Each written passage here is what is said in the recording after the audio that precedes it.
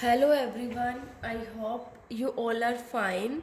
आज हम 11 business studies के अंदर हमारा नेक्स्ट टॉपिक करेंगे, जो कि है comparative study of various public enterprises. हमने जो पब्लिक एंटरप्राइजेज है वो स्टडी किया। 3 टाइप्स के होते हैं ये: डिपार्टमेंटल अंडरटेकिंग्स, पब्लिक कॉरपोरेशन और गवर्नमेंट कंपनीज। तो इनके बीच में हम कंपैरिजन करेंगे, इन तीनों का डिफरेंस स्टडी करेंगे हम कि तीनों के बीच में क्या डिफरेंस होता है। तो फर्स्ट बेसिस ऑफ डिफरेंस है फॉर्मेशन। तो देखिए, डिपार्टमेंटल अंडरटेकिंग्स का फॉर्मेशन कैसे होता है? By the government in the form of government department. देखिए, डिपार्टमेंटल जो अंडरटेकिंग है उनको कौन बनाता है? गवर्नमेंट बनाती है। किस फॉर्म में? एक अलग से डिपार्टमेंट सेट कर देती है, ठीक है, in the form of government department. Public corporation जो है उनको कैसे फॉर्म किया जाता है? इनके लिए पार्लियामेंट या स्टेट असेंबली में एक स्पेशल एक्ट पास किया जाता है। और गवर्नमेंट कंपनीज को जो इंडियन कंपनीज एक्ट है 1956, बट अब जो है वो 2013 हो गया, अमेंडमेंट हुई थी इसके अंदर। तो 2013 में तो इंडियन कंपनीज एक्ट 2013 के अंदर इसका फॉर्मेशन होता है। फिर है ऑनरशिप। डिपार्टमेंटल जो अंडरटेकिंग है उसके ऊपर कंप्लीटली ऑनरशिप किसकी होती है? गवर्नमेंट की होती है। पब्लिक कॉरपोरेशन में भी कंप्लीट ऑनरशिप गवर्नमेंट की होती है। गवर्नमेंट कंपनीज में मिनिमम कम से कम 51% तो होना ही चाहिए, ठीक है, पूरी हो सकती है और लेकिन कम से कम कितनी होनी चाहिए? 51%। फिर मैनेजमेंट कौन करता है? डिपार्टमेंटल अंडरटेकिंग्स को उनकी एक मिनिस्ट्री होती है, वही मैनेज करती है। पब्लिक कॉरपोरेशन का मैनेजमेंट कौन करता है? गवर्नमेंट जो है वो क्या करती है? डायरेक्टर्स नॉमिनेट करती है, जो कि पब्लिक कॉरपोरेशन को मैनेज करते हैं। गवर्नमेंट कंपनीज के अंदर जो प्राइवेट पर्सन है वो भी इसके डायरेक्टर्स हो सकते हैं, तो वो भी इसको मैनेज करते हैं। फाइनेंसिंग सारा का सारा गवर्नमेंट देती है, ठीक है, पब्लिक से वो लोन नहीं ले सकते। पब्लिक कॉरपोरेशन के अंदर गवर्नमेंट देती है, लेकिन पब्लिक से लोन लेने में भी कोई बैन नहीं है, वो पब्लिक से भी पैसा ले सकते हैं। गवर्नमेंट कंपनीज के अंदर वही गवर्नमेंट देती है और पब्लिक से भी लोन लिया जा सकता है। फिर है इसकी अपॉइंटमेंट। डिपार्टमेंटल अंडरटेकिंग्स के अंदर जितने भी एम्प्लॉयज़ होते हैं वो गवर्नमेंट एम्प्लॉयज़ होते हैं। पब्लिक कॉरपोरेशंस के अंदर वो अपने अकॉर्डिंग अपॉइंटमेंट करते हैं, इसलिए जो जितने भी एम्प्लॉयज़ हैं वो गवर्नमेंट एम्प्लॉयज़ नहीं होते हैं। इनके भी खुद के रूल्स होते हैं गवर्नमेंट कंपनी में अपॉइंटमेंट से रिलेटेड, इसलिए इसमें भी एम्प्लॉयज़ जो सारे के सारे जरूरी नहीं कि वो गवर्नमेंट एम्प्लॉयज़ ही हो, क्योंकि प्राइवेट सेक्टर का भी इसके अंदर पार्टिसिपेशन होता है। फिर है separate legal entity. Departmental undertaking कोई सेपरेट लीगल एंटिटी नहीं है, लेकिन पब्लिक जो कॉरपोरेशन है उसकी एक सेपरेट लीगल एंटिटी होती है और गवर्नमेंट कंपनी की भी सेपरेट लीगल एंटिटी होती है। इसको हम डिटेल में स्टडी कर चुके हैं लास्ट वीडियोस में। एडमिनिस्ट्रेटिव ऑटोनॉमी डिपार्टमेंटल अंडरटेकिंग्स में नहीं होता, ठीक है, पब्लिक कॉरपोरेशन में कुछ होती है और गवर्नमेंट में ज़्यादा होती है। सुटेबल कहाँ पर है डिपार्टमेंटल अंडरटेकिंग? जहाँ पर सिक्रेसी मेंटेन रखनी हो और प्राइवेट पार्टिसिपेशन बिल्कुल भी ना रखना हो। जहाँ पर पब्लिक इंटरेस्ट को प्रायोरिटी देनी हो, प्राथमिकता देनी हो और कैपिटल की ज़्यादा रिक्वायरमेंट हो, स्पेशली वहाँ पर जहाँ पर इकोनॉमिक एक्टिविटीज़ को बढ़ावा देना हो। एग्जाम्पल्स डिपार्टमेंटल अंडरटेकिंग्स के जैसे post and telegraph department, Indian railways हो गई, ऑर्डिनेंस फैक्ट्री हो गई, ये डिपार्टमेंटल अंडरटेकिंग से एग्जाम्पल है।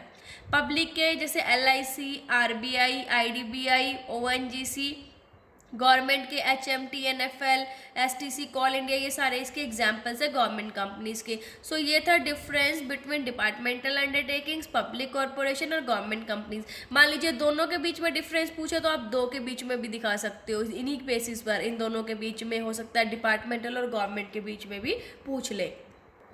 अब देखिए, नेक्स्ट टॉपिक है difference between public and private enterprises, कि जो हमारा प्राइवेट और पब्लिक एंटरप्राइजेस है उन दोनों के बीच में क्या डिफरेंस होता है। तो पब्लिक एंटरप्राइजेस आपको पता है या तो पूरे के पूरे गवर्नमेंट के होते हैं या पार्शियली गवर्नमेंट के होते हैं, लेकिन जो प्राइवेट एंटरप्राइजेस है वो कम्प्लीटली किसके होते हैं? प्राइवेट बिजनेसमैन के होते हैं और गवर्नमेंट का उनके ऊपर कोई भी इंटरफेरेंस नहीं रहता। तो इन दोनों के बीच में आज हम डिफरेंस स्टडी करेंगे कि पब्लिक और प्राइवेट एंटरप्राइजेज या फिर जिसे पब्लिक सेक्टर और प्राइवेट सेक्टर के बीच में क्या डिफरेंस होता है।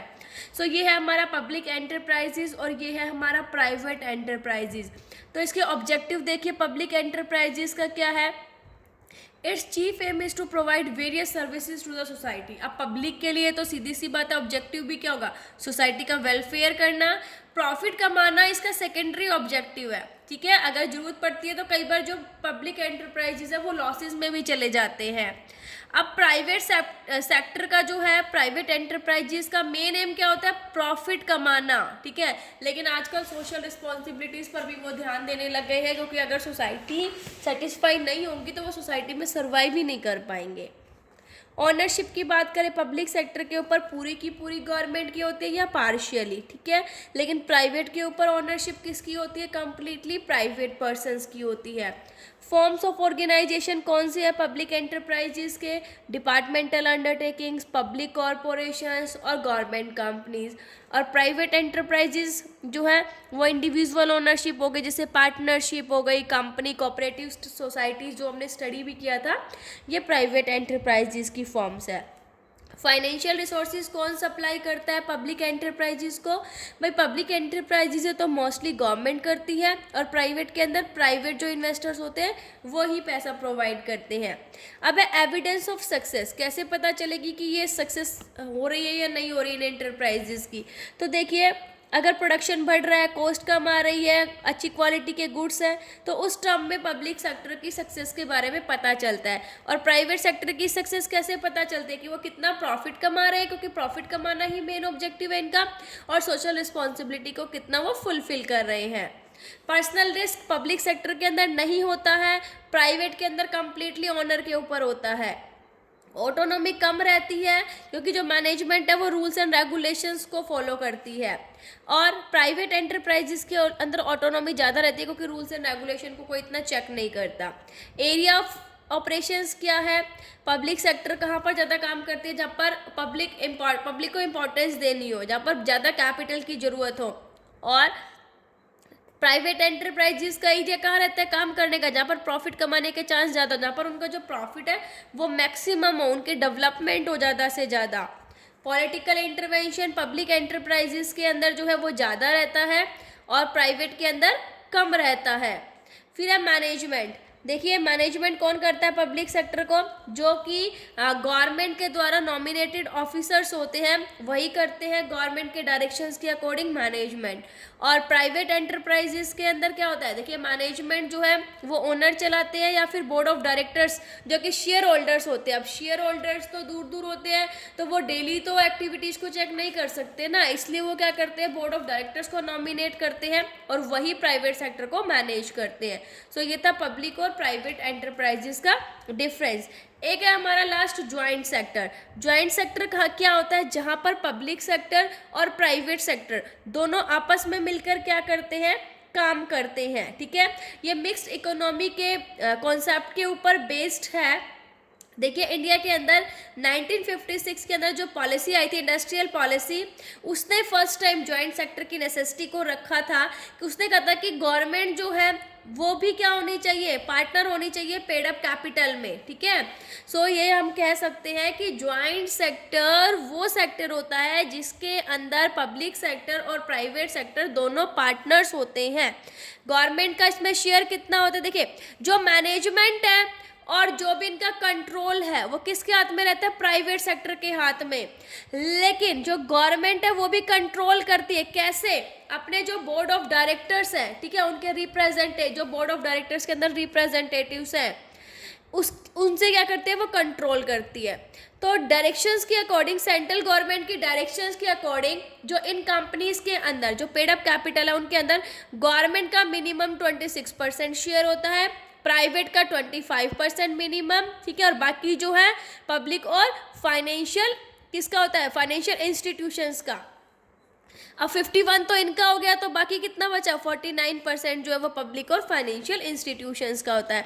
अब जो हमारे ज्वाइंट सेक्टर कौन कौन से है, जैसे मद्रास फर्टिलाइजर्स लिमिटेड है, Gujarat state fertilizers and chemicals limited है, तो ये जो है ये ज्वाइंट सेक्टर्स के एग्जाम्पल है। सो आई होप ये चैप्टर आपको अच्छे से समझ आया होगा। पहले तो हमने क्या पढ़ा, जो भी हमारी तीनों फॉर्म्स थी उनके बीच में डिफरेंस पढ़ा।